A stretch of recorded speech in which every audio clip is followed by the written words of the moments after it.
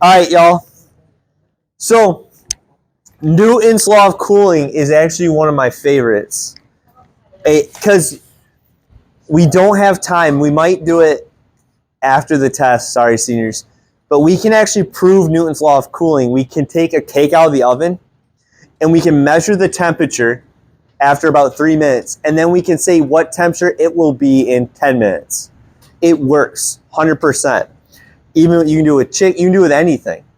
And it 100% works, and it's really neat. Because what Newton found out was when you take something out of the oven and it's 300 degrees, does it cool at the same rate for the full 40 minutes after? No, because it's going to cool off a lot quickly. It's an exponential, right? So it's going to stay warm for a while, but it's not going to stay hot for a long time, correct? So Newton came up with the formula TMMT. No, Newton was kind of the man until he went crazy and did alchemy and played with mercury and then died in that case. He was trying to make gold out of lead. He was smart. You know what though? He pretty much figured out everything he ever wanted to figure out. So I mean, he probably thought he could do it. No, that's good. All right. No, you shouldn't. Okay. All right. Thank you. So this formula, I would not be shocked at all if this came up on the exam, on the AP test. Usually with formulas, I'm like, probably not. This one is a huge concept in Pre-Calc. It was a whole unit in the old Pre-Calc book because if we're trying to train you guys to be engineers, this is a formula that a lot of engineers are going to use for heating or cooling something, right? They want to know when is it going to be a certain temperature. You can even calculate when's your cake going to be cooked in a certain temperature, right? This is how they come up with the formulas for do you guys know what molecular gastronomy is? It's using chemistry to cook, actually using the best methods. It's actually really neat. What? No, stop it. I'm going to get angry. All right, so let's read our formula. T of T, and this was given to us on the first page. This is our temperature given time, right? T of M is temperature of surrounding medium. So my classroom is about 60 degrees right now. It was 58 when I came in this morning. That is not a joke. It's probably in low 60s. So that would be our surrounding medium temperature. Or if we're putting it in an oven or a water bath. T sub 0 is the initial temperature of our object. What temperature is it when we started? K is the constant that we have to find, and T is what we plug in for time. This is also what is used if you find a dead body in a pool or in a body of water, and you want to know how long has it been in that body of water. This is the equation you use. So if you guys ever find something floating, take their temperature and we'll call the police, and then do this and see. Be like, I can figure it out. Yeah, touch. Made that mistake once. All right, here we go. Let's read the question then. A batch of brownies are taken out of a 375 degree oven. Is that my initial temperature? Is that the surrounding temperature? Is that my temperature at a time? What do you guys think? If the brownies are in the oven, what's the temperature around them? So that's my medium. The temperature around the brownies was 375 degrees. Oh, hold on. No, never mind. Yeah, I meant your initial because you pulled them out when the brownies were 375 degrees. Yeah, sorry. Now, after 20 minutes is time, right? The temperature was 150. So when T was 20 minutes, what was my T of 20 or my T of T? 150 degrees. No, brownies. All right. Do I know anything else? The room is 70 degrees. So that's my TM. And I want to know, when can I eat my brownies? When are they going to be 90 degrees? All right. So,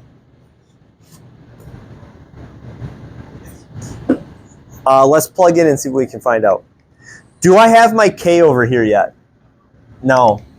a lot of times with these, my first step is going to be I got to find K. Do I have enough information here to plug in to find K? Yeah. I do. Let's plug in chug. Let's do this. So I get 150 equals 70, my surrounding medium, plus 375 minus 70 times e to the negative k times 20. Whew! This is the equation I do for fun if you want to put water outside and figure out whether it works. All right. All right, time to do some math magic, right? What do you want? All right, that's what I'm going to do next. I'm going to simplify this.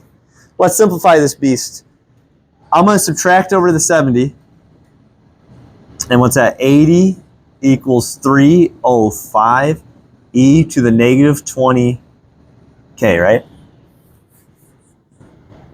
From here, it's just, once we have this step, it's just equation solving, right? Take it piece by piece, just like you will the brownies.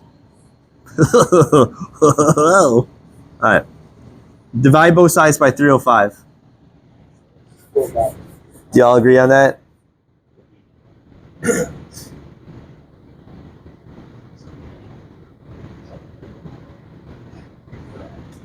Yeah, I did it right. Now, how do I get rid of an e? I'm going to natural log both sides.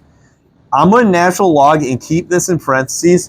Every time you round solving a problem like this, your answer gets further and further away from the real answer. So try to leave your fractions as fractions when you plug them in, okay? Do it for me.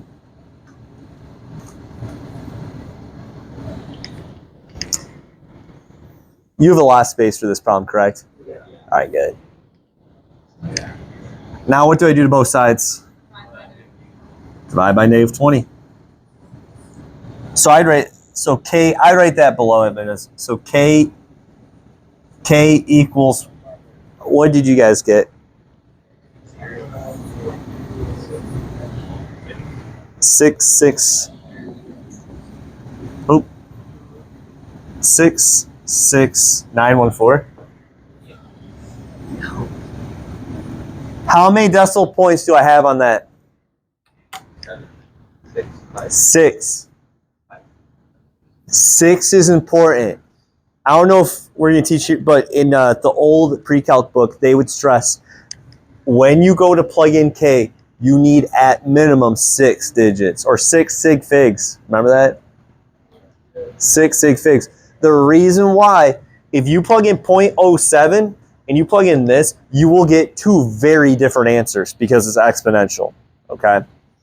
So I'm going to stress this again. When you do K, I always say 6 after decimal. Okay?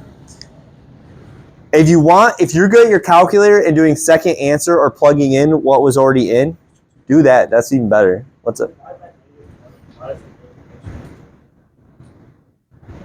Oh, because natural log of a fraction is negative. Because remember, if it's less than 1, you get a negative out from it because it'll flip whatever it was. Yeah, good question. But yeah, K is positive. But now when I plug it back in my formula, it'll be negative again. Because the formula is negative KT. And that's like a kid I knew in school. She was really negative. Her name was Katie. Negative Katie, we called her. I'm just kidding. Actually, there was someone in my class. They were really nice. Named Katie. All right, are we good on this? Okay on this? We're not done yet. I found K, correct? I did. Did that solve my question? What was my question? One second, I want people to focus on this. We need to do, they will always give us something because we need to find K. K is not a given. K is different, because if I have brownies or I have apple pie, my K will be different, right? They will cool at different rates. So we have to find out what is the rate of cooling. All right, so now I'm going to plug this into my formula. What am I looking for now? What's my actual question? How long until this is 90? My T sub M, is that going to change? Still 70 degrees, right? Now, could I plug in 150 here for my initial? Yeah, but then I'd have to add the 20 minutes, right? Does that make sense? What I like to do is,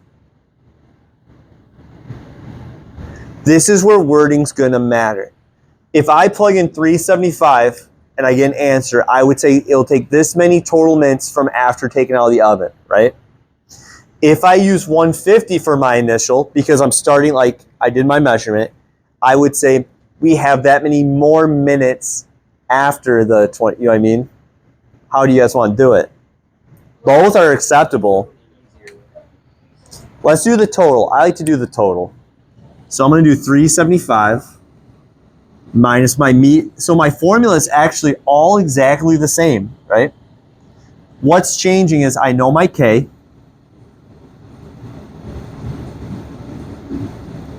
But what am I looking for on this one?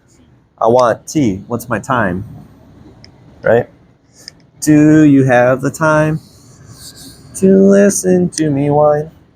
But now my process to solve this is the exact same as it was last time, right? What do you want? 1000%. This will be 1000%. This would be a calculator question.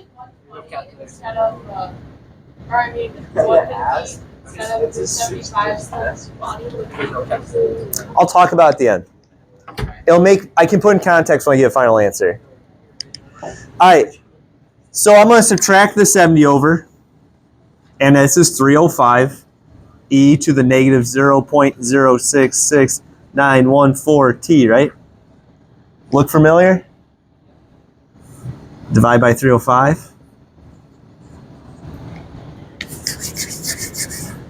How did I get rid of an e? Natural log it. You guys are good at this. You guys got this.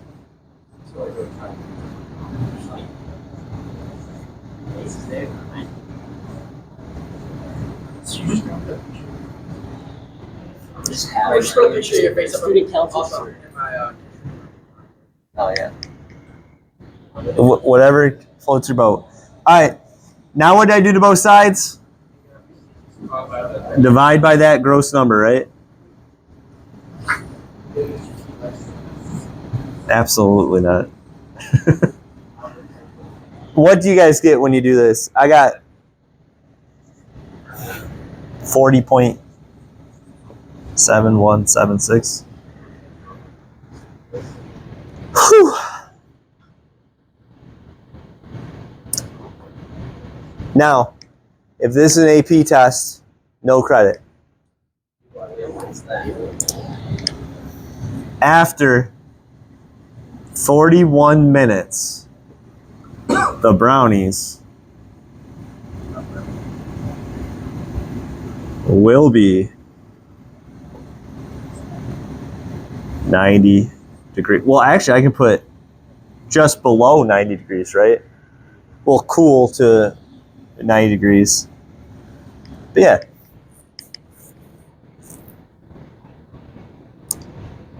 If you can solve this, if you're good at solving this, there is not an exponential problem that you guys cannot solve. This is known as like the end cap of basic exponential, of exponential problems. Just make sure you take your time, subtract, combine. So now let's say I used 150 here. I would have gotten 11 as my, or 21 as my answer. And 21 plus 20 is 41. Now think about that. You went from 375 to 150 in 20 minutes, and then 150 to 90 in 21 minutes. That's how cooling works. It takes a long time. Yes?